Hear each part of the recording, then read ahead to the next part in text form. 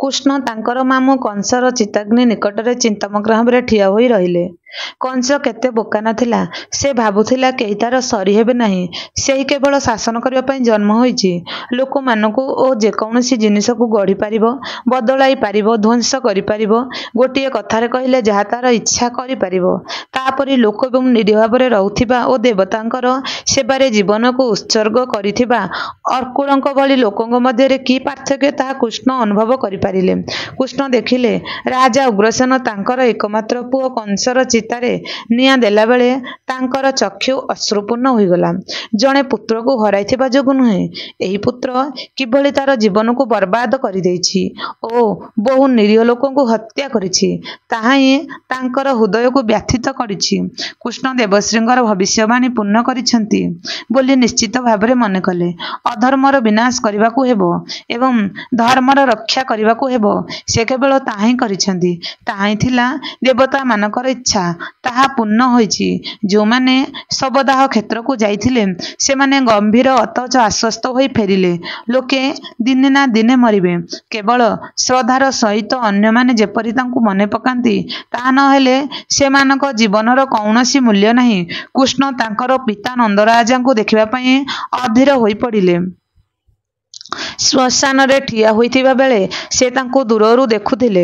3 ଦିନ ପୂର୍ବରୁ ନନ୍ଦ ତାଙ୍କର ପାଳିତ ପୁତ୍ର ଏଣିକି ବସୁଦେବଙ୍କର ପୁତ୍ର ଓ ମଥୁରାର ନେତା ହେବ ବୋଲି ହୃଦୟଙ୍ଗମ କରିସାରିଥିଲେ। କୃଷ୍ଣ ଏହା ଭାବି ଦୁଃଖିତ ହେଲେ। କିନ୍ତୁ ପିତା ନନ୍ଦଙ୍କ ପକ୍ଷରେ ଏହା ହିଁ ଥିଲା ଏକମାତ୍ର ଯୁକ୍ତିଯୁକ୍ତ ପନ୍ଥା। ଶ୍ମଶାନରୁ ଯାଇ ସେ ସ୍ନାନାଦି ଶେଷ କରି ତାଙ୍କର ବଡ଼ ଭାଇ ଓ ଉଦ୍ଧବଙ୍କ ସଙ୍ଗରେ ନଗରର ଉପାନ୍ତରେ ଥିବା ମନ୍ଦିର ଉଦ୍ୟାନକୁ ଗଲେ। ସେଠାରେ ତାଙ୍କର ପିତା ନନ୍ଦ ଓ ଗୋପମାନେ ରହୁଥିଲେ। ଯେଉଁଠି ନନ୍ଦ ବସିଥିଲେ, ବଳରାମ, ଉଦ୍ଧବ ଓ କୃଷ୍ଣ ସେଠାକୁ ଦୌଡ଼ି ଯାଇ ସାଷ୍ଟାଙ୍ଗ ପ୍ରଣିପାତ କଲେ। ସେ ତିନିକି ସଙ୍ଗେ ସଙ୍ଗେ କୋଳାଗ୍ରତ କଲେ, କିନ୍ତୁ ସବା ପଛରେ ଛାଡ଼ିଲେ କୃଷ୍ଣଙ୍କୁ। କାରଣ ସିଏ ଯେତେ ସମୟ ସମ୍ଭବ କୃଷ୍ଣଙ୍କୁ ଧରି ରଖିବାକୁ ଚାହୁଁଥିଲେ। ପିଲାଦିନେ ସେ ନିଜେ ନାକଟିକୁ ତାଙ୍କ ବେକରେ ଘଷି ଯେପରି ଗେଲ କରୁଥିଲେ, ସେହିପରି ଗେଲ କରିବାକୁ ଲାଗିଲେ। ତାଙ୍କର ଆଖି ଆର୍ଦ୍ର ହୋଇଉଠିଲା। ସେ ବଡ଼ କଷ୍ଟରେ ନିଜକୁ ଚାପି ରଖି କହିଲେ, କୃଷ୍ଣ, ଆମେ କାଲି ଚାଲି ଯାଉଛୁ। କାଲି? ବାପା? ବଳରାମ ଆଶ୍ଚର୍ଯ୍ୟ ହୋଇ ପଚାରିଲେ। କିନ୍ତୁ ଆଜିଠାରୁ ପକ୍ଷକ ପରେ ଆମର ଉପନୟନ ଉତ୍ସବ ହେଉଛି ଯେ, ତୁମେ କ'ଣ ସେଥିପାଇଁ ରହିବ ନାହିଁ? କୃଷ୍ଣ, ତୁ କାହିଁକି ବାପାଙ୍କୁ ବଳାଉ ନାହୁଁ? ବାପା ମୁଣ୍ଡ ହଲାଇଲେ। ରାମ, ଆମେ ବେଶୀ ଦିନ ରହିପାରିବୁ ନାହିଁ। ତୁମଠାରୁ ବିଦାୟ ନେବାର ବେଳ ଆସିଗଲା। ଯେତେ ଶୀଘ୍ର ଆମେ ବିଦାୟ ନେଉ, ସେତେ ଶୀଘ୍ର ଆମ ସମସ୍ତଙ୍କ ପକ୍ଷରେ ଭଲ। ବାପା, ତୁମେ କାହିଁକି ଏତେ ଶୀଘ୍ର ଚାଲିଯିବାକୁ ବସିଛ? କୃଷ୍ଣ ପଚାରିଲେ। କୃଷ୍ଣ, ମୋ ବାପା, ଯେଉଁ ଦିନଠାରୁ ତୋର ଦାୟିତ୍ୱ ମୁଁ ନେଇଥିଲି, ମୁଁ ଜାଣିଥିଲି ଯେ ଦିନେ ନା ଦିନେ ତୁ ମୋତେ ଛାଡ଼ି ଚାଲିଯିବୁ। ଏ ସମୟଠାରୁ ବଳି ମୋ ପକ୍ଷରେ ଆଉ ଅଧିକ ଗୌରବର ସମୟ କ'ଣ ଥାଇପାରେ? ସମସ୍ତଙ୍କର ହୃଦୟ ତୁ କିଣି ନେଇଛୁ। ଦେବଶ୍ରୀଙ୍କର ଭବିଷ୍ୟବାଣୀ ପୂର୍ଣ୍ଣ କରିଛୁ। ମୁଁ ଖୁବ୍ ସୁଖୀ। ବାପା ନନ୍ଦ କିଛି ସମୟ ରହି ଆଖିରୁ ଲୁହ ପୋଛିନେଲେ ଏବଂ କହି ଚାଲିଲେ, ମୋର ଗଣ୍ଠିଧନ ଥିଲ। ମୋ ନିଜ ପୁଅ ହୋଇଥିଲେ ମଧ୍ୟ ମୁଁ ଏହାଠାରୁ ବଳି ଅଧିକ ସ୍ନେହ କରିନଥାନ୍ତି। ତେଣୁ ମୋ ପାଇଁ ଗୋଟିଏ ଶୂନ୍ୟ ରହିଗଲା। ସେ ନିଜର ଚଉଡ଼ା ଛାତି ଆଡ଼କୁ ଆଙ୍ଗୁଠି ଦେଖାଇ କହିଲେ, ଈଶ୍ୱରଙ୍କ ଇଚ୍ଛା ନିଶ୍ଚୟ ପୂର୍ଣ୍ଣ ହେବ। ତୁମ ଆଗରେ ଏକ ବିରାଟ ଭବିଷ୍ୟତ ପଡ଼ିଛି। କିନ୍ତୁ ମୁଁ ଯଦି ଏଠାରେ ରହେ, ମୋର ଦୁଃଖ ଅସହ୍ୟ ହୋଇ ଉଠିବ। ଯାହା କରିବାକୁ ହେବ ତାହା ଶୀଘ୍ର କରିବାର ସମୟ ଆସିଛି। ତୁମର ମା ମଥୁରାର ଖବର ଶୁଣିବା ପାଇଁ ଚାହିଁ ରହିଥିବେ। ତୁମକୁ ହରାଇ ତାଙ୍କ ହୃଦୟରେ କୋହ, ତାଙ୍କୁ ବଳ ଦେବା ପାଇଁ ମୁଁ ତାଙ୍କ ପାଖରେ ରହିବା ଦରକାର। ବଳରାମ ଆଦୌ ସୁଖୀ ହେଲେ ନାହିଁ। କିନ୍ତୁ କୃଷ୍ଣ ଦେଖିଲେ ଯେ ବାପା ଠିକ୍ କଥା କହୁଛନ୍ତି। ବିଦାୟକାଳୀନ ଦୁଃଖକୁ ଆଉ ବେଶୀ ବଢ଼ାଇବା ଉଚିତ ନୁହେଁ। ଖାଲି ମୋତେ ଟିକିଏ ମନେ ପକାଇଲେ ମୁଁ ତୁମ ପାଖରେ ପହଞ୍ଚିବି। ପୁଅ ମୋର, ତୁ ସବୁବେଳେ ମୋ ପାଖରେ ରହିଥିବୁ। ତତେ ଯେପରି ମୁଁ ଦେଖି ମୋର ଜୀବନ ଆଉ ଏଣିକି ବୃଥା ହେବ ନାହିଁ। ଆମେ କାଲି ସକାଳେ ଚାଲିଯିବୁ। ଆମେ ତୁମକୁ ବିଦାୟ ଦେବା ପାଇଁ ଆସିବୁ। ଆଉ ଗୋଟିଏ କଥା ବାପା, ମୁଁ ଉଦ୍ଧବଙ୍କୁ ତୁମ ସାଙ୍ଗରେ ପଠାଇବି। ମୋର ବନ୍ଧୁମାନ ସେମାନଙ୍କ ପାଇଁ କେତର ଖବର ଓ ଉପହାର ଦେଇ। ହଉ ହେଲା। ତାଙ୍କୁ ଏତେ ସ୍ନେହ କରିଥିବା ଏହି ସାହସୀ ବୃଦ୍ଧ ବ୍ୟକ୍ତିଙ୍କୁ ଛାଡ଼ି ଆସିବା ପରେ କୃଷ୍ଣଙ୍କର ହୃଦୟରେ ଦୁଃଖ ଓ ଆଖିରେ ଲୁହ ଭରିଗଲା। ତାପରେ ସେ ତାଙ୍କର ସାଙ୍ଗମାନଙ୍କର କଥା ମନେ ପକାଇଲେ। ପୁଅ ଓ ଝିଅ ଯେଉଁମାନେ ତାଙ୍କ ସହିତ ଏତେ ଓତପ୍ରୋତ ଭାବେ ଜଡ଼ିତ, ହଁ, ସେମାନଙ୍କ ନିକଟକୁ ନିଶ୍ଚୟ ଏକ ବାର୍ତ୍ତା ପଠାଇବାକୁ ହେବ। ପୁଣି ରାଧା ଅଛନ୍ତି, ଯେ କି ତାଙ୍କର ଆନନ୍ଦମୟୀ ଦେବୀ। ସେ ତାଙ୍କର ପ୍ରିୟ ବନ୍ଧୁ ଉଦ୍ଧବଙ୍କୁ ଡାକି ନେଇ ତାଙ୍କର ବନ୍ଧୁମାନଙ୍କ ନିକଟକୁ ଯାହା କିଛି ଖବର ଦେବା କଥା ଦେଲେ। ସେ ତାଙ୍କର ପିତା ବସୁଦେବଙ୍କ ପ୍ରାସାଦକୁ ଯାଇ ମାଙ୍କୁ ଭେଟିଲେ। ଗତ 16 ବର୍ଷ ଧରି ତାଙ୍କୁ ଦିନେ ଦେଖିନଥିଲେ ମଧ୍ୟ କେତେ ଯେ ସ୍ନେହ କରନ୍ତି ତାହା ସେ ଅନୁଭବ କଲେ। ଏବେ ତାଙ୍କୁ ଦେଖି ମାଙ୍କର ଆଖି ଆନନ୍ଦରେ ଭରି ଉଠିଲା। ବାପାଙ୍କ କଥା ଭିନ୍ନ। ସେ ତାଙ୍କର ସ୍ନେହକୁ ଏପରି ପ୍ରକାଶ କରୁନଥିଲେ, କିନ୍ତୁ ତାଙ୍କ ହୃଦୟ ଉଦାର ଭାବନାରେ ପୂର୍ଣ୍ଣ ଥିଲା। କୃଷ୍ଣ ମଥୁରାର ରାଜା ହେବା ପାଇଁ ମନା କରିଦେଇଥିବା ଯୋଗୁଁ ସେ ଖୁସି ଥିଲେ।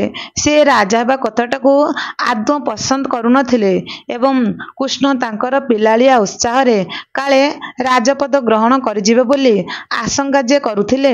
କିନ୍ତୁ ବଳରାମ, ଉଦ୍ଧବ ଓ କୃଷ୍ଣ ତାଙ୍କ ପାଖରେ ବସିବା କ୍ଷଣି ସେ ସେମାନଙ୍କୁ ଅନ୍ୟ ଏକ କଥା କହିଲେ। ସେ କୃଷ୍ଣଙ୍କୁ ତାଙ୍କର ପୂର୍ବପୁରୁଷମାନଙ୍କ ବିଷୟରେ କ୍ଷାତ୍ର ଧର୍ମ, ଯେଉଁଥିପାଇଁ ସେମାନେ ବଞ୍ଚୁଥିଲେ ଓ ପ୍ରାଣ ଦେଇଥିଲେ, ସେ ବିଷୟରେ କହିଲେ। ମହର୍ଷିମାନଙ୍କ ବିଷୟରେ ସେ ମଧ୍ୟ କହିଲେ। ସେ କହିଲେ, ଏହି ମହର୍ଷିମାନେ ଥିଲେ ବ୍ରହ୍ମ ତେଜର ଆଧାର ଓ ମନୁଷ୍ୟମାନଙ୍କର ପ୍ରକୃତ ପଥ ପ୍ରଦର୍ଶକ ଏବଂ ଦେବତାମାନଙ୍କର ପ୍ରିୟ। ସେ ତାଙ୍କ ଭଉଣୀ କୁନ୍ତୀ ଦେବୀଙ୍କ କଥା କହିଲେ। ତାଙ୍କ ସ୍ୱାମୀ ପାଣ୍ଡୁ ବଞ୍ଚିଥିଲେ ସେ ହସ୍ତିନାପୁରରେ କୁରୁଦେଶର ସାମ୍ରାଜ୍ଞୀ ହୋଇଥାନ୍ତେ।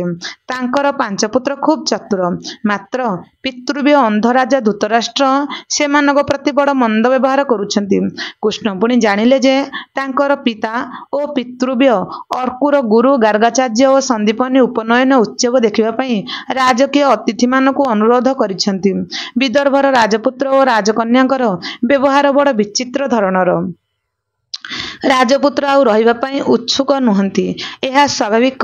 ସେ କଂସମାମୁଙ୍କର ବନ୍ଧୁ ଏବଂ ସେ କୃଷ୍ଣ ଓ ବଳରାମ ତାଙ୍କୁ ଯେପରି ଶିକ୍ଷା ଦେଇଛନ୍ତି ସେ ତାହା ଭୁଲି ପାରିବେ ନାହିଁ। କିନ୍ତୁ ଏହା କୃଷ୍ଣଙ୍କର ଭୁଲ ନୁହେଁ। ରୁକ୍ମିଣୀଙ୍କୁ ଆର୍ଯ୍ୟର ବ୍ୟବହାର ଶିଖିବାକୁ ହେବ। ରାଜକନ୍ୟା ରୁକ୍ମିଣୀ, ତାର ବ୍ୟବହାର ତ ବଡ଼ ବିଚିତ୍ର ଜଣାଯାଇଛି। ସେ ସବୁବେଳେ ଆସି ମାଙ୍କ ପାଖରେ ରହୁଛି, ଅବଶ୍ୟ ତ୍ରିବକ୍ରାର ସାଙ୍ଗରେ। କେବଳ ସେତିକି ନୁହେଁ, ଯେପରି ଭାବରେ ସେ ତାଙ୍କ ଆଡ଼କୁ ଚାହୁଁଛି ତାହା ତ ସୀମାର ବାହାରେ। ତାର ସେ ସୁନ୍ଦର ବିଶାଳ କୃଷ୍ଣ ଯେଉଁ ଆଡ଼କୁ ଯାଉଛନ୍ତି ସେ ଆଡ଼େ ଲାଖି ରହୁଛି। ବେଶ୍ ତ, ଯଦି ଆଖିରେ କାହାରିକୁ ଖାଇଦେଇ ହୁଅନ୍ତା, ତାହେଲେ ସେ ତାଙ୍କୁ ସେୟା କରି ସାରନ୍ତାଣି। ବଳରାମ, ଉଦ୍ଧବ ଓ ସେ ଗୁରୁ ସନ୍ଦୀପନୀଙ୍କ ସହିତ ତାଙ୍କ ଆଶ୍ରମକୁ ଯାଇ ବିଦ୍ୟାଧ୍ୟୟନ କରିବା ପାଇଁ ସ୍ଥିର ହୋଇଛି। ବୃନ୍ଦାବନକୁ ଆସିଥିବା ବେଳେ ସେ ଗୁରୁଙ୍କ ପ୍ରତି ଅନୁରକ୍ତ ହୋଇପଡ଼ିଥିଲେ। ଗୁରୁ ତାଙ୍କ ସହିତ କିଛି ଦିନ ରହି ତାଙ୍କୁ ଧନୁର୍ବିଦ୍ୟା ଶିକ୍ଷା ଦେଇଥିଲେ। କୁସ୍ତି କରିବା ଓ ଷଣ୍ଢମାନେ କଥା ନ ମାନି ପଳାଇବା ବେଳେ ସେମାନଙ୍କୁ ଫାଶ ପକାଇ ଧରିବା ଆଦି କେତେକ କୌଶଳ ଶିକ୍ଷା ଦେଇଥିଲେ। ତାଙ୍କୁ ବାପା ତାଙ୍କୁ କହିଛନ୍ତି ଯେ ଗୁରୁଙ୍କ ଆଶ୍ରମରେ ରହିଲେ ଖୁବ୍ କଠିନ ପରିଶ୍ରମ କରିବାକୁ ହେବ, କାରଣ ତାଙ୍କର ପାଠପଢ଼ା ଡେରି ହୋଇଗଲାଣି। ତାଙ୍କର ବାପା ଅନେକ ସମୟରେ ମନେ କରନ୍ତି ଯେ ସେ ଗୋଟିଏ ଛୋଟ ପିଲା ଓ ତାଙ୍କୁ ବହୁତ ବିଷୟରେ ତିଆରିବା ଦରକାର। ବୋଧହୁଏ ତାହା ତାଙ୍କ କର୍ତ୍ତବ୍ୟ ବୋଲି ସେ ଭାବନ୍ତି। ଏହା ମଧ୍ୟ ସମ୍ଭବ ଯେ ପୁଅ ବଡ଼ ହେଲେ ମଧ୍ୟ ବାପ ନିଜର ସ୍ନେହ ଯୋଗୁଁ ତାହା ଜାଣିପାରେ ନାହିଁ। ବୋଧହୁଏ ତାଙ୍କୁ କେହି ଜଣେ ନିଜର ସନ୍ତାନ ଭଳି ଦେଖୁ, ସ୍ନେହ କରୁ, ଏହା ସେ ଚାହାନ୍ତି। ମାମୁଁ କଂସର ଶେଷ କୃତ୍ୟାଦି ଶେଷ ହେଲା। ଦ୍ୱାଦଶରେ ରାଜା ଉଗ୍ରସେନ ଯାହା କରାଯିବାର କଥା କଲେ। ପିତୃପୁରୁଷମାନଙ୍କୁ ମନ୍ତ୍ରପୁତ ତଣ୍ଡୁଳ ଦାନ କରାଗଲା। କଂସର ଆତ୍ମା ପ୍ରେତଲୋକକୁ ଯାତ୍ରା କଲା। ଏହି କେତେଦିନ ମଧ୍ୟରେ କୃଷ୍ଣ ଅନେକ କଥା ଜାଣିପାରିଲେ। ନୃଶଂସ କଂସକୁ ହତ୍ୟା କରି ସେ ମଥୁରାର ଯାଦବମାନଙ୍କର ନେତା ଓ ତ୍ରାଣକର୍ତ୍ତା ହୋଇଗଲେ। କିନ୍ତୁ ତାଙ୍କର ଧାରଣା ନଥିଲା ଯେ ଏହି ଗୋଟିଏ କାର୍ଯ୍ୟ ଦ୍ୱାରା ସେ ଉଚ୍ଚାକାଂକ୍ଷା ଓ ଷଡ଼ଯନ୍ତ୍ରର ଏକ ଭୟାନକ ଦୁନିଆ ଭିତରକୁ ଠେଲି ହୋଇଯିବେ। ସେ ମଥୁରାର ରାଜା ହେବା ପାଇଁ ମନା କରିଦେଇ ଠିକ୍ କରିଛନ୍ତି। ବର୍ତ୍ତମାନ ଗୁରୁ ସନ୍ଦୀପନୀଙ୍କ ଆଶ୍ରମରେ ସେ ଶିକ୍ଷା ଲାଭ କରିବେ ଓ ତାଙ୍କର ଏ ଦିଗରେ ଥିବା ଅଭାବ ପୂରଣ କରିପାରିବେ। କିନ୍ତୁ ରାଜକୀୟ ଷଡ଼ଯନ୍ତ୍ରର ଭିତରକୁ ଟାଣି ହୋଇ ନ ଯିବାର ଉପାୟ ନାହିଁ, କାରଣ ତାଙ୍କ କାର୍ଯ୍ୟ ଫଳରେ ଯାଦବମାନେ ଏକ ଗୁରୁତର ପରିସ୍ଥିତିର ସମ୍ମୁଖୀନ ହୋଇଛନ୍ତି। ରାଜା ଉଗ୍ରସେନ ଦୁର୍ବଳ। ସେ ଭଲ ଲୋକ ବୋଲି ତାର ସୁବିଧା ଅନ୍ୟମାନେ ନିଅନ୍ତି। ପିତା ବସୁଦେବ ସୁରମାନଙ୍କର ମୁଖ୍ୟ ଓ ପିତୃବ୍ୟ ଅର୍କୁର ବୁଷ୍ଟିମାନଙ୍କର। ସେ ଦୁଇଜଣ କେବଳ ନୂତନ ମଥୁରାକୁ ସମ୍ଭାଳି ନେବେ। ଜଣେ ଶାନ୍ତଚିତ୍ତ ଓ ଅନ୍ୟ ଜଣକ ସାଧୁ ପ୍ରକୃତିର ବ୍ୟକ୍ତି। କିନ୍ତୁ ଦୁଇଜଣ ଯାକ ଶୀଘ୍ର ସିଦ୍ଧାନ୍ତ ନେଇପାରନ୍ତି ନାହିଁ। ପ୍ରଦ୍ୟତ ଦକ୍ଷ ହେଲେ ମଧ୍ୟ ସେ ଅନ୍ୟର ଆଦେଶକୁ ଅପେକ୍ଷା କରନ୍ତି। ବଜ୍ର ଅନ୍ଧକ ଓ ସମସ୍ତଙ୍କର ମାନନୀୟ ହେଲେ ମଧ୍ୟ ମଥୁରା ପାଇଁ ଯେଉଁ ଦୁର୍ଦ୍ଦିନ ଘନେଇ ଆସୁଛି ସେଥିରେ ସେ ନେତୃତ୍ୱ ନେଇପାରିବେ ନାହିଁ। କାରଣ ସେ ଅତ୍ୟନ୍ତ ବୁଦ୍ଧ। ଅନ୍ୟ ଯାଦବ ମୁଖ୍ୟମାନେ କଂସର ପ୍ରତିରୋଧ କରି କରି ତାଙ୍କର ଜୀବନ ବିତାଇ ଦେଇଛନ୍ତି। ନୂତନ ଲବ୍ଧ ଏହି ରାଜଶକ୍ତିକୁ ଦୃଢ଼ କରିବା ପାଇଁ ସେମାନଙ୍କର ଶିକ୍ଷା ନାହିଁ, ଦକ୍ଷତା ନାହିଁ। ଯେଉଁ ଯାଦବ ମୁଖ୍ୟମାନେ କଂସ ଦ୍ୱାରା ବିତାଡ଼ିତ ହୋଇଥିଲେ ସେମାନେ ବର୍ତ୍ତମାନ ସେମାନଙ୍କର ପରିବାର ଓ ଅନୁଚର ବର୍ଗଙ୍କ ସହିତ ମଥୁରା ଫେରି ଆସୁଛନ୍ତି। ତାଙ୍କର ନେତା ବିକଦ୍ରୁ ଓ ଗଦ ସେମାନଙ୍କ ପ୍ରତି ଘୋର ଅନ୍ୟାୟ କରାଯାଇଛି ବୋଲି ବିବ୍ରତ ଅବସ୍ଥାରେ ଅଛନ୍ତି। ସେମାନେ ନିଜ ନିଜର ପ୍ରାସାଦ ଓ ଜମି ଫେରି ପାଇବା ପାଇଁ ବ୍ୟସ୍ତ। ସେମାନେ ଅସନ୍ତୁଷ୍ଟ, କଳହପ୍ରିୟ ଓ ଅନ୍ୟ ବିରୁଦ୍ଧରେ ଅଭିଯୋଗ କରିବାରେ ଲାଗିଛନ୍ତି। ନିଜ ନିଜର ପଦବୀ ଛଡ଼ା ଉପସ୍ଥିତ କର୍ତ୍ତବ୍ୟ ବିଷୟରେ ସେମାନଙ୍କର ଧାରଣା ନାହିଁ। ସେମାନେ ମଥୁରାର ଭାର ସ୍ୱରୂପ। ଏତିକିବେଳେ କୃଷ୍ଣ ଅନୁଭବ କରିପାରିଲେ ତାଙ୍କର ମାମୁଁ କଂସ ଭାରତର ଶକ୍ତିଶାଳୀ ରାଜାମାନଙ୍କ ମଧ୍ୟରେ କିଭଳି ସ୍ଥାନ ଅଧିକାର କରିଥିଲେ। ତାଙ୍କର ଲୋକେ ଯାଦବ ଓ ଭୋଜମାନେ ନାମମାତ୍ର ଗୋଟିଏ ସଂଘରେ ଯୋଗ ଦେଇଥିଲେ। ସେମାନେ ନିଜେ ବଡ଼ ଦୁର୍ଦ୍ଧର୍ଷ ଓ ଶକ୍ତିଶାଳୀ ହୋଇଥିବାରୁ ଅନ୍ୟମାନଙ୍କ ସହିତ ଲଢ଼ୁଥିଲେ, ଅନ୍ୟମାନଙ୍କୁ ମାରୁଥିଲେ ଓ ନିଜେ ମଧ୍ୟ ମରୁଥିଲେ। ସେମାନେ ଅଜଣା ଦେଶମାନଙ୍କୁ ଯାଇ ସେ ସବୁକୁ ଅଧିକାର କରୁଥିଲେ। ସେମାନେ ସମ୍ରାଟ ଯଯାତି ଓ ତାଙ୍କର ପୁତ୍ର ଯଦୁଙ୍କର ବଂଶଧର ବୋଲି ବଡ଼ ଗର୍ବ କରୁଥିଲେ। କାର୍ଯ୍ୟତଃ ରକ୍ତର ପବିତ୍ରତା ପ୍ରତି ଦୃଷ୍ଟି ଦେଉନଥିଲେ। ଯେତେବେଳେ ସେମାନେ ସ୍ତ୍ରୀ ଗ୍ରହଣ କରିବା ପାଇଁ ଚାହୁଁଥିଲେ ସେତେବେଳେ ଆର୍ଯ୍ୟ ଓ ଅନାର୍ଯ୍ୟ ଉଭୟ ଜାତିରୁ ସହଜରେ ହେଉ ବା ବଳତ୍କାରରେ ହେଉ ସେମାନଙ୍କୁ ଗ୍ରହଣ କରୁଥିଲେ। ସେମାନଙ୍କର ପରିବାରବର୍ଗ ବିଶାଳ ଓ ସେମାନଙ୍କର ସ୍ତ୍ରୀ, କନ୍ୟା ଓ ଭଗିନୀ କ୍ଷମତା ଅଧିକାର ପାଇଁ ସେମାନଙ୍କ କ୍ରୀଡ଼ାର ପୁତଳିକା ସ୍ୱରୂପ ଥିଲେ। ଏହି କେତେଦିନ ମଧ୍ୟରେ କୃଷ୍ଣ ତାଙ୍କର ପୂର୍ବପୁରୁଷମାନଙ୍କର ଇତିହାସ ସମ୍ପର୍କରେ ଜ୍ଞାନ ଅର୍ଜନ କରିଥିଲେ। ତାଙ୍କ ଲୋକମାନଙ୍କର ପ୍ରଥମ ରାଜାମାନଙ୍କ ମଧ୍ୟରୁ ଜଣେ ଥିଲେ ହର୍ଯସ୍ୱୁ। ସେ ରାକ୍ଷସ ମଧୁଙ୍କ କନ୍ୟାକୁ ବିବାହ କରି ଉତ୍ତରାଧିକାରୀ ସୂତ୍ରରେ ଅର୍ଣ୍ଣାକ ଓ ସୌରାଷ୍ଟ୍ର ଦେଶ ଲାଭ କରିଥିଲେ ଓ ଗିଲିନଗର ପାର୍ବତ୍ୟ ଦୁର୍ଗର ସ୍ଥାପନା କରିଥିଲେ। ଯଦୁ ନିଜେ ନାଗ ରାଜକନ୍ୟାମାନଙ୍କୁ ବିବାହ କରି ସେମାନଙ୍କ ଔରସରୁ 5 ଜଣ ସାହସୀ ପୁତ୍ର ଲାଭ କରିଥିଲେ। ଏହି ପୁତ୍ରମାନେ ମଧ୍ୟ ନୂଆ ନୂଆ ରାଜ୍ୟ ସ୍ଥାପନ କରିଥିଲେ। ସେମାନଙ୍କ ମଧ୍ୟରୁ ଜଣକର ନାମ ଥିଲା ମାଧବ, ଯାହାଙ୍କଠାରୁ ଅନ୍ଧକ, ବୁଷ୍ଟି ଓ ସୁର ଆଦି ସବୁ ବଂଶର ଉଦ୍ଭବ ହେଲା। କିନ୍ତୁ ସେ ଜାଣିଥିଲେ ଯେ ଏହା ସମସ୍ତଙ୍କର ଗୋଟିଏ ପ୍ରଧାନ ବୈଶିଷ୍ଟ୍ୟ ଥିଲା, ଯାହାର କି ଯେକୌଣସି ପରିବର୍ତ୍ତନ ହେଉନଥିଲା। ସେମାନଙ୍କର ଜୀବନ ଝଡ଼ଝଞ୍ଜାରେ ପୂର୍ଣ୍ଣ ଥିଲେ ମଧ୍ୟ ସେମାନେ ଯେଉଁଠି ଥିଲେ ଆର୍ଯ୍ୟ ଧର୍ମର ରକ୍ଷା କରୁଥିଲେ। ସେମାନେ ଯେଉଁ କାର୍ଯ୍ୟରେ ଲାଗିଥିଲେ ତଦ୍ଦ୍ୱାରା ଅଦମ୍ୟ ଉତ୍ସାହରେ ଅନ୍ୟମାନଙ୍କୁ ଧର୍ମର ମାର୍ଗ ପ୍ରତି ଆକୃଷ୍ଟ କରିପାରୁଥିଲେ। କାଳକ୍ରମେ ଏହା ସେମାନଙ୍କୁ ଆର୍ଯ୍ୟ ଧର୍ମର ପ୍ରଚାର, ପ୍ରତିଷ୍ଠା ଓ ଏକ ଦୁର୍ଜୟ ଶକ୍ତିର ଆହ୍ୱାନ ଆଣିଦେଇଥିଲା। ଶିକ୍ଷିତ ବ୍ରାହ୍ମଣ ଓ ଋଷିମାନଙ୍କୁ ସେମାନେ ବିପୁଳ ଦାନ ଦେଉଥିଲେ, ସେମାନଙ୍କ ପାଇଁ ଆଶ୍ରମ ନିର୍ମାଣ କରିଦେଉଥିଲେ କିମ୍ବା ବର୍ଷ ବର୍ଷ ଧରି ଯଜ୍ଞମାନ ଅନୁଷ୍ଠାନ କରୁଥିଲେ। କଂସ କେବଳ ଜଣେ ମାତ୍ର ବ୍ୟତିକ୍ରମ ଥିଲା। ସେ ଯେଉଁ ଶାଖାର ଅନ୍ତର୍ଭୁକ୍ତ ତାହା ରାଜା ମାଧବଙ୍କଠାରୁ ବାହାରି ମଥୁରାରେ ପ୍ରତିଷ୍ଠିତ ହୋଇଥିଲା।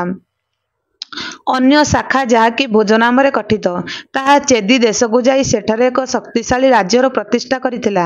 ତାଙ୍କର ପିଉସୀ ଶ୍ରୁତସ୍ରବାଙ୍କୁ ବିବାହ କରିଥିବା ରାଜା ଦମଘୋଷଙ୍କୁ ସେ ଦେଖିବା ପାଇଁ ବ୍ୟଗ୍ର ଥିଲେ। ଉଭୟ ରାଜା ଓ ରାଣୀ ତାଙ୍କର ପୁତ୍ର ଶିଶୁପାଳ ସହିତ ଉପନୟନ ଉତ୍ସବରେ ଯୋଗ ଦେବା ପାଇଁ ନିମନ୍ତ୍ରିତ ହୋଇ ଆସିଲେ। କିନ୍ତୁ ମୁଖ୍ୟମାନେ ସେମାନଙ୍କର ଗୋପନ ଆଲୋଚନା କଲାବେଳେ ଗୋଟିଏ ଲୋକର ନାଁକୁ କହୁଛନ୍ତି। ସେ ହେଉଛି ଜରାସନ୍ଧ, ମଗଧର ରାଜା ଓ କଂସର ବିଧବା ପତ୍ନୀ ଅପ୍ତି ଓ ପ୍ରାପ୍ତିଙ୍କର ପିତା। ସେ ଚତୁର୍ଦିଗରେ ଥିବା ରାଜ୍ୟମାନଙ୍କ ଉପରେ ନିଜର ଅଧିକାର ସାବ୍ୟସ୍ତ କରି ଚକ୍ରବର୍ତ୍ତୀ ହୋଇଛି। ତାହା ନିଜ ଜାମାତାର ଯେଉଁ ଅବସ୍ଥା ହେଲା ତାହା ଜଣାଇବା ପାଇଁ ବିଶ୍ୱସ୍ତ ଚାରମାନେ ତା ନିକଟକୁ ଯାଇଛନ୍ତି। କଂସ ତାର ସବୁଠାରୁ ବିଶ୍ୱସ୍ତ ସାମନ୍ତ। ଏହା ଫଳରେ ମଥୁରାର ଭବିଷ୍ୟତ ଅନିଶ୍ଚିତ ହୋଇପଡ଼ିଛି। କାରଣ ଏହି ଶକ୍ତିଶାଳୀ ଚକ୍ରବର୍ତ୍ତୀ ରାଜା କଂସର ନିଧନକୁ ସହଜରେ ଗ୍ରହଣ କରିବ ନାହିଁ। କୃଷ୍ଣ ଅନୁଭବ କଲେ ଯେ ମଥୁରାର ଅତ୍ୟାଚାରୀ ରାଜାର ବିନାଶ କରି ଜଣେ ଗୋପାଳ ବାଳକ ହୋଇ ସେ ଭାରତର ସବୁଠାରୁ ଶକ୍ତିଶାଳୀ ସମ୍ରାଟର ସମ୍ମାନକୁ ପ୍ରବଳ ଭାବରେ ଆଘାତ କରିଛନ୍ତି। ସେ ଭୀତ ନୁହନ୍ତି, କାରଣ ଜରାସନ୍ଧ ହେଉଛି ଅଧର୍ମର ଅବତାର ଏବଂ ତା ସହିତ ମଧ୍ୟ ଲଢ଼ିବାକୁ ହେବ। କୃଷ୍ଣ ଏହା ଚିନ୍ତା କଲେ, ମାତ୍ର କାହାରିକୁ କିଛି କହିଲେ ନାହିଁ। କାରଣ ସେ ଏହା କହିଥିଲେ ଉପସ୍ଥିତ ମୁଖ୍ୟ ଓ ରାଜନ୍ୟମାନେ ତାଙ୍କୁ ଦାୟିତ୍ୱହୀନ ବୋଲି ମନେ କରିଥାନ୍ତେ। ମଥୁରାର ଯାଦବମାନଙ୍କର ସମସ୍ତ ଆଶା ରାଜା ଦମଘୋଷଙ୍କଠାରେ ନିହତ ଥିଲା। ପିଉସୀଙ୍କୁ ସେ ବିବାହ କରିଥିଲେ ମଧ୍ୟ ଜରାସନ୍ଧର ଜଣେ ଘନିଷ୍ଠ ମିତ୍ର ଥିଲେ। ତାଙ୍କର ପୁତ୍ର ଶିଶୁପାଳ ସମ୍ରାଟଙ୍କ ଦରବାରରେ ଖୁବ୍ ଆଦୃତ ଥିଲେ। ତେଣୁ ପିତା ଓ ପୁତ୍ର ନିଜ ପ୍ରକାର ବିସ୍ତାର କଲେ ସମ୍ରାଟଙ୍କର କ୍ରୋଧାଗ୍ନିକୁ ନିର୍ବାପିତ କରିପାରିବେ। କୃଷ୍ଣଙ୍କୁ ତାଙ୍କର ପିତା କହିଥିଲେ ଯେ ବିଦର୍ଭର ଯୁବରାଜ ରୁକ୍ମୀଙ୍କର ପିତା ଭୀଷ୍ମକ ଭୋଜ ହେଲେ ମଧ୍ୟ ଜରାସନ୍ଧର ଜଣେ ବିଶ୍ୱସ୍ତ ମିତ୍ର। ସମ୍ରାଟଙ୍କର ସଦିଚ୍ଛା ହରାଇବା ଭୟରେ ସେ କେବେ ହେଲେ ମଥୁରାକୁ ସାହାଯ୍ୟ କରିବେ ନାହିଁ। ଯୁବରାଜ ରୁକ୍ମୀ ଜଣେ ଜିଦଖୋର ଯୁବକ। କୃଷ୍ଣ ତାଙ୍କୁ ଭଲ ଭାବରେ ଜାଣନ୍ତି। ବର୍ତ୍ତମାନ ସେ ଜାଣିବାକୁ ପାଇଲେ ଯେ ରୁକ୍ମୀଙ୍କ କଥାରେ ତାଙ୍କର ପିତା ପରିଚାଳିତ ହୁଅନ୍ତି। ସେ ମାମୁଁ କଂସଙ୍କର ଜଣେ ପ୍ରଧାନ ବନ୍ଧୁ ଓ ବଡ଼ ପ୍ରଶଂସକ। ଯଦିଓ ଗୁରୁ ସନ୍ଦୀପନୀଙ୍କ ଚାପରେ ସେ ଉପନୟନ ଉତ୍ସବ ପାଇଁ ରହି ଯାଇଛନ୍ତି, କୃଷ୍ଣଙ୍କର ପିତା ବା ପିତୃବ୍ୟଙ୍କର ସମସ୍ତ ଚେଷ୍ଟାର ସତ୍ତ୍ୱେ ତାଙ୍କର ଶତ୍ରୁତା ଦୂର ହୋଇପାରିଲା ନାହିଁ। ଖୁବ୍ ଶୀଘ୍ର ସମସ୍ତଙ୍କର ଗଣନାରେ ଏକ ବିଭ୍ରାଟ ହୋଇଗଲା। ବସୁଦେବଙ୍କ ଭଉଣୀ ଚେଦି ରାଜ୍ୟର ରାଣୀ ଶ୍ରୁତସ୍ରବା ଆସି ପହଞ୍ଚିଗଲେ। ସେ ସାଙ୍ଗରେ ବହୁ ଲୋକ ନେଇ ଆସିଥିଲେ ଓ ସମସ୍ତଙ୍କ ପ୍ରତି ତାଙ୍କ ବ୍ୟବହାର ଭଲ ଥିଲା। ମାତ୍ର ତାଙ୍କ ସହିତ ତାଙ୍କ ସ୍ୱାମୀ ରାଜା ଦମଘୋଷ ଆସିବେ ବୋଲି ଯାହା ଆଶା କରାଯାଉଥିଲା, ତାହା ହେଲା ନାହିଁ। କାରଣ ଜରାସନ୍ଧର ପ୍ରିୟ ବ୍ୟକ୍ତି କଂସର ହତ୍ୟା କରିଥିବା ଯୋଗୁଁ କୃଷ୍ଣଙ୍କ ସହିତ ଖୋଲାଖୋଲି ଭାବରେ ସେ ଯୋଗ ଦେବା ପାଇଁ ଇଚ୍ଛା କଲେ ନାହିଁ। ତାଙ୍କର ପୁତ୍ର ଶିଶୁପାଳ ଉତ୍ସବରେ ଯୋଗ ଦେବାର ନିମନ୍ତ୍ରଣକୁ ଘୃଣାର ସହିତ ପ୍ରତ୍ୟାଖ୍ୟାନ କରିଦେଲେ। ଏକ ଗୌଡ଼ ପିଲାର ପୁଣି ଉପନୟନ, ଏହା ସେ କହିଥିବାର ଶୁଣାଗଲା। ହଁ, କୃଷ୍ଣ ଜଣେ ଗୌଡ଼ ପିଲା, ମାତ୍ର ସେଥିପାଇଁ ତାଙ୍କର ଦୁଃଖ ନାହିଁ। କାରଣ ଗୌଡ଼ ପିଲା ବୋଲି ଯେଉଁମାନେ ତାଙ୍କୁ ଘୃଣାର ଚକ୍ଷୁରେ ଦେଖୁଥିଲେ, ସେମାନଙ୍କର ଭ୍ରାନ୍ତ ଧାରଣା ପରେ ଦୂର ହୋଇଗଲା। ବନ୍ଧୁମାନେ, ମୁଁ ପଢ଼ିଲା ବେଳେ ଯଦି କିଛି ଭୁଲ କରିଛି କ୍ଷମା କରିବେ। ଭିଡ଼ିଓଟି ଭଲ ଲାଗୁଥିଲେ ଲାଇକ୍ ସେୟାର ନିଶ୍ଚିନ୍ତ କରନ୍ତୁ। ଚ୍ୟାନେଲ ନୂଆ